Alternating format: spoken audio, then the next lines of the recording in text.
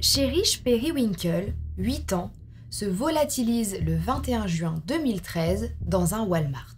Walmart, c'est une chaîne de magasins très connue aux États-Unis, un peu comme nous avec les Carrefour, les Auchan, etc. Dans ce genre de magasin, il y a beaucoup de témoins et surtout énormément de caméras de surveillance. Qu'a-t-il bien pu arriver à cette petite fille? S'est-elle perdue ou a-t-elle été kidnappée sous l'œil des caméras?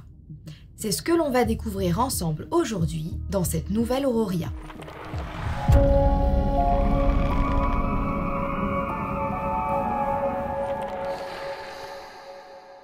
Hey, j'espère que vous allez bien ma team YouTube, moi ça va très bien et aujourd'hui je suis vraiment ravie de vous retrouver dans une nouvelle Auroria. Au vu des récents messages et commentaires que j'ai reçus sur YouTube, je pense que certains d'entre vous ont remarqué que durant le mois de novembre j'ai été totalement absente. J'en suis vraiment désolée et en même temps pas tant que ça, j'avais vraiment besoin de congés. Je vous ai expliqué un petit peu les raisons dans les grandes lignes sur Instagram, donc c'est pour ça que je vous dis souvent de me suivre sur Instagram. Mon but premier, ce n'est pas de faire grandir mon nombre de followers, mais plus qu'on agrandisse le partage. Et du coup, si vous ne me suivez que sur YouTube, bah forcément, ça a dû vous paraître un petit peu suspect. C'est pour ça que je vous invite encore une fois à me suivre sur Instagram, sur Twitter et sur Twitch. Je reviens bientôt et en force. En tout cas, me voilà requinquée et reposée pour vous raconter plein de nouvelles histoires de true crime. Si mon retour vous fait plaisir autant qu'à moi, n'hésitez pas à exploser comme d'habitude le compteur des likes, à vous abonner à ma chaîne si c'est toujours pas fait et à partager cette vidéo pour qu'elle soit de plus en plus suggérée. Un grand merci à tous ceux qui le feront. Et maintenant que les courageux que vous êtes confortablement installés dans le noir, c'est parti. Elle m'avait manqué cette petite phrase. Comme d'habitude, les trigger warnings s'affichent à l'écran. Aujourd'hui, on va parler de pédocriminalité et aussi d'agression sexuelle. Afin de mieux comprendre cette histoire, on va déjà découvrir ensemble la famille et le contexte dans lequel a grandi Cherish. Rain Periwinkle et Billy Jarreau sont séparés au moment des faits, mais comme vous vous en doutez, ils ne l'ont pas toujours été. Ils n'ont en fait jamais été mariés, mais ont tout de même eu une fille ensemble après leur rencontre dans un bar. Et cette petite fille, c'est Cherish, 8 ans. Rain, après sa brève relation avec Billy, se mettra ensuite avec Aaron, avec qui elle aura 2 autres petites filles. Destiny, 5 ans, et Nevaeh, 4 ans. Cherish, quant à elle, est née à Jacksonville, en Floride, le 24 décembre 2004, et il se dit que Billy, son père, n'a connu son existence que 3 ans après sa naissance. Il y a donc eu pas mal de problèmes entre Rain et Billy, puisque n'étant pas mariés, ils se livraient un peu une bataille juridique quant à la garde de Cherish. En tout cas, pour le moment, c'est Rain, la maman, qui a la garde à plein temps. Et malgré le fait qu'elle avait plusieurs travails en même temps, elle avait quand même du mal à joindre les deux bouts parce que je vous rappelle qu'elle avait 3 petites filles.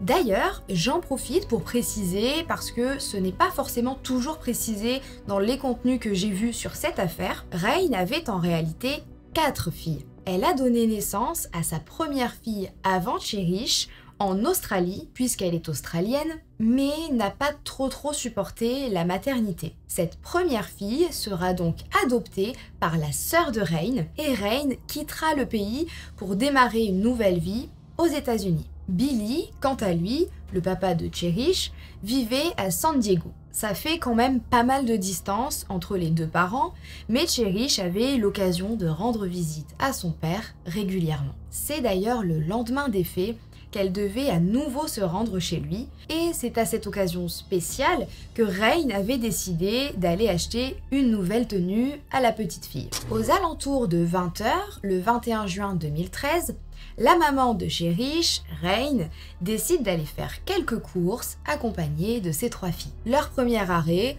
un magasin de vêtements appelé le Dollar General. Les filles et leur maman faisaient surtout du lèche-vitrine, au vu de leurs petits moyens. Mais comme Rain avait quand même pris un peu d'argent, elle s'autorise à faire quelques cadeaux à ses filles. Malheureusement, et malgré les bas prix du magasin Dollar General, où tout est à 1, 2, 3 $, Rain n'a pas assez sur elle au moment de tout payer à la caisse. Et un homme, dans la file, assistera à cette scène. Peiné pour elle, il lui proposera gentiment de payer le reste de ses achats. Il lui assure qu'il ne veut pas de mal à sa famille, mais que comme il a été témoin de la scène, il s'en voudrait de ne pas faire un petit geste. Il se présentera ensuite à la maman et lui racontera un peu sa vie. Cet homme s'appelle Donald Smith et sa femme l'attend un peu plus loin dans un Walmart. Il a un peu l'allure d'un grand-père et ne fait franchement pas très peur. Un peu ému par la situation, il proposera ensuite à la mère de famille d'acheter quelques vêtements supplémentaires aux filles grâce à une carte cadeau Walmart d'un montant de 150 $ que sa femme possède, puisque il a bien remarqué que la mère de famille ne pouvait pas offrir grand-chose à ses filles. Donc en gros, le deal c'est venez avec moi au Walmart, on rejoint ma femme qui a la carte cadeau de 150 $ et elle vous la donnera. Après avoir longuement hésité, Rain finit par accepter. Après tout, ses enfants ne risquent pas grand-chose, surtout si elle les accompagne. Elles monteront donc tout à bord de la camionnette blanche de Donald pour se rendre à Walmart, puisque Rain n'avait pas de voiture. Une fois sur place, Donald dira à la petite famille de s'amuser dans les rayons, d'en profiter, car la carte cadeau arrive, même si sa femme n'est en fait pas encore là. Et ils feront effectivement du shopping pendant 2 heures tous ensemble, ce qui forcément fait très plaisir à Rain. Les filles peuvent enfin avoir de nouveaux vêtements, donc elles dévalisent les rayons, elles courent de partout, etc. Donald, lui, rôdera plusieurs fois autour des cabines d'essayage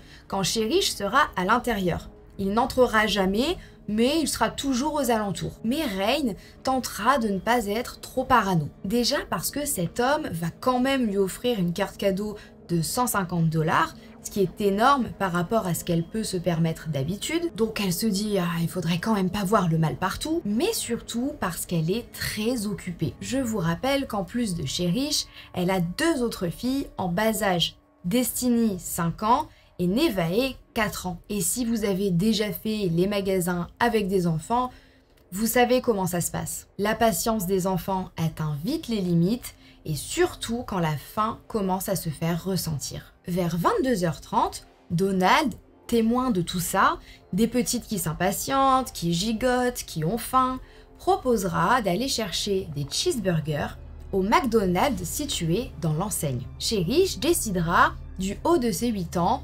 d'accompagner Donald pour aller chercher à manger pour tout le monde. Mais ils n'iront pas au McDonald's. Ils quitteront en fait les lieux. Et c'est la toute dernière fois, à 22h41, que la petite fille sera vue vivante.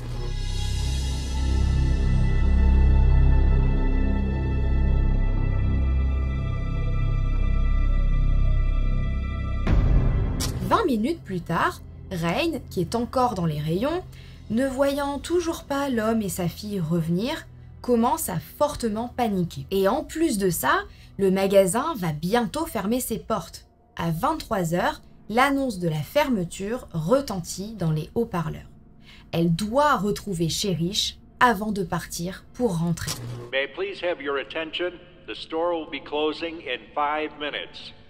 Please bring your items to the checkout now. En premier lieu, elle ira évidemment voir au McDonald's situé dans l'enseigne, mais celui-ci est désormais fermé. Là, la panique monte encore plus et elle interrogera des témoins pour savoir s'ils ont vu sa fille accompagnée d'un homme assez âgé. Quelques-uns d'entre eux lui diront qu'effectivement, ils ont aperçu sa fille, mais que celle-ci n'est pas du tout entrée dans le McDo. Elle est même plutôt sortie du magasin et est montée dans une camionnette blanche. Là, Rain comprend qu'il y a un énorme problème et appelle immédiatement la police pour signaler la disparition de Cherish. Lorsque la police arrive sur place, vers 23h30, ils visionnent les images enregistrées par les caméras de surveillance histoire d'être sûr que c'est bien un enlèvement. Je sais pas trop pourquoi à ce moment-là ils doutaient encore, mais bref. Ensuite, ils interrogeront Rain. Qui peut bien être cet homme qui a enlevé la petite fille devant tout le monde, sous les caméras, sans douter de lui-même? Rain leur dira alors qu'il avait déclaré s'appeler Donald Smith. Et là, c'est le drame, le vrai drame, puisque les policiers connaissent très bien ce fameux Donald. Il est connu des services de police depuis une 40aine d'années et est enregistré comme un délinquant sexuel local avec de très nombreux antécédents. Il avait en fait été libéré de prison seulement 3 semaines avant l'enlèvement de Cherish. Vers 3h50 du matin, la police se rendra au domicile de Donald pour voir s'il y est avec la petite fille, mais il n'y a personne sur place. 5 heures après la disparition de Cherish, une alerte Amber sera émise dans tout le pays. L'alerte Amber aux États-Unis, c'est une alerte d'urgence pour enlèvement d'enfants créée en 1996 et c'est un peu comme les spots alerte enlèvement que nous on voit à la télé ou qu'on entend à la radio en France. Je pense que vous voyez tous de quelle alerte je parle, celle avec la musique horrible là qui donne des frissons. Lorsque vous entendrez cette sirène et que vous verrez ce message, cela signifiera que le ministère de la Justice a lancé le dispositif d'urgence pour retrouver un enfant enlevé. Alerte enlèvement. Et alors, pour l'info et pour votre culture générale, voici les conditions qu'il faut pour déclencher cette alerte là-bas. Cette alerte ne peut être déclenchée que si un enlèvement est bel et bien confirmé, que l'enfant a moins de 17 ans, qu'il est en danger de mort ou risque une blessure grave et qu'on dispose d'assez d'informations pour décrire l'enfant, le ravisseur ou le véhicule dans lequel ils sont peut-être. J'avoue que je trouve ça assez fou parce que des fois il y a des enlèvements où on n'a vraiment pas d'infos et ça veut dire que si on n'a pas d'infos, on peut pas déclencher l'alerte. Bref, la nuit à ce moment-là va être très longue pour tout le monde. Beaucoup de moyens seront déployés par la police pour retrouver la petite fille vivante. Mais malgré les recherches, on ne retrouve rien. Ni Cherish, ni Donald, ni la camionnette blanche. Le lendemain de l'enlèvement, vers 9h du matin, les enquêteurs finissent par identifier la camionnette blanche sur l'autoroute grâce à une policière qui mettait une amende. Ils arrivent à faire fermer une partie de l'autoroute et à arrêter Donald Smith après une course-poursuite d'une dizaine de minutes. Donald, lors de son arrestation, est trempé. Sa camionnette, elle est vide. Il n'y a plus les achats faits la veille, plus la poussette de Rain, et Cherish n'est pas là non plus. C'est complètement vide. Au même moment, certains enquêteurs se rappellent de l'appel d'une femme un peu plus tôt dans la journée qui leur a déclaré avoir aperçu une camionnette blanche garée derrière une église. And how long ago did you see it? Oh man, my goodness. You picked me up from work at 7 o'clock, so that was like 7:20. It was like that. We didn't know anything until just now. All right, and you said it's now gone? Yes, ma'am. But you think he may have, just in case, he might have dumped something? Right, we don't know, but just in case, it looked suspicious because it was all the way to the back. Ils se mettront alors en tête de fouiller les environs de là où la camionnette était garée, mais avec des chiens. C'est une très bonne idée puisque Donald y a peut-être jeté ou caché des indices. En plus de ça, derrière cette église, il y a un ruisseau et je vous rappelle que Donald a été arrêté trempé. Malheureusement, la police ne retrouvera pas que des indices, puisque c'est là qu'était la petite Cherish Periwinkle, morte. Son corps est retrouvé derrière l'église baptiste des Highlands, dans le ruisseau, caché par des feuillages, des branches et quelques pierres, sûrement placées là pour éviter qu'elle ne remonte à la surface. Évidemment, Donald n'ira avoir quoi que ce soit à faire avec ce meurtre. Lui, il était chez lui, après que Cherish ait paniqué dans sa camionnette et soit parti en courant. Il ne l'aurait pas poursuivi pour ne pas lui faire peur et serait rentré chez lui. La police sait bien sûr que c'est complètement faux. Souvenez-vous, les enquêteurs s'étaient rendus chez lui dans la nuit pour fouiller son domicile et n'avaient rien trouvé. Cherish a été retrouvé avec sa robe déchirée et relevée et nu sous la taille. Sa dernière nuit a été une très longue nuit. Ça a été un vrai calvaire. Elle a malheureusement été violée, elle a un traumatisme derrière la tête et a été étouffée. Après analyse, l'ADN de Donald sera identifié sur tout le corps de Cherish. Le procès, il s'avérera très difficile émotionnellement. Donald Smith est jugé pour enlèvement, viol et meurtre au premier degré. Au tribunal, plusieurs personnes témoigneront dont la personne qui a réalisé l'autopsie de Cherish, le docteur Valérie Rao. Je vous passe certains détails volontairement, mais encore une fois, la petite, elle a vécu un enfer avant de mourir. Elle s'est débattue, beaucoup débattue, et a laissé pas mal de traces sur le corps de Donald. Selon les estimations, Donald a dû maintenir l'étranglement pendant 3 à 5 minutes avant qu'elle ne rende son dernier souffle. Et la médecin légiste Valérie Rao, qui pourtant a une grande carrière et qui à mon avis en avait déjà vu des vertes et des pas mûres, demandera même une pause lors de son témoignage, tellement ça a été horrible à décrire. Will you first tell the jury what you saw when you dissected her throat? Yes, so what we do is, I'm sorry, I have to take a break. Can I just have like 5 minutes? Do you want a 5-minute break? I think we'll all take a break for 10 minutes. Thank you. Dans la salle, il y aura beaucoup de pleurs, que ce soit du côté de la famille de Cherish ou même du côté des jurés. Si vous vous débrouillez avec l'anglais, il y a des heures et des heures du procès filmé qui sont disponibles sur YouTube. Faut avoir le cœur quand même bien accroché, mais ça peut être intéressant à regarder si l'affaire vous intéresse. En tout cas, il n'aura fallu que quelques minutes au jury pour déclarer Donald Smith, 61 ans, coupable, et le condamner à la peine de mort en mai 2018. Actuellement, il attend toujours dans le couloir de la mort, après un appel rejeté en 2021, donc c'était il n'y a pas si longtemps, par la Cour suprême. Rain, la maman de Cherish, après le drame, perdra la garde de ses 2 autres filles, car elle est accusée de négligence. Destiny et Nevaeh seront adoptées par un couple australien. Donc cette histoire, de A à Z, elle est horrible pour toute la famille. Effectivement, c'est pas très joyeux, mais c'est comme ça que se termine l'affaire Cherish Periwinkle. Morale de l'histoire, faites vraiment très attention aux inconnus, je sais qu'on n'arrête pas de le dire, et pour le coup, je pense que Rain, elle a quand même au début fait attention à cet inconnu, à cet homme,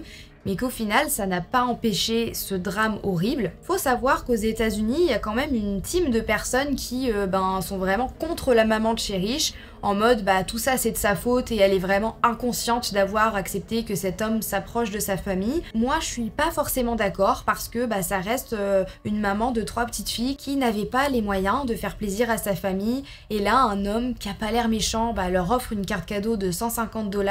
Je sais pas si elle aurait pu dire non comme ça face à ses filles qui avaient envie de s'acheter des nouveaux vêtements.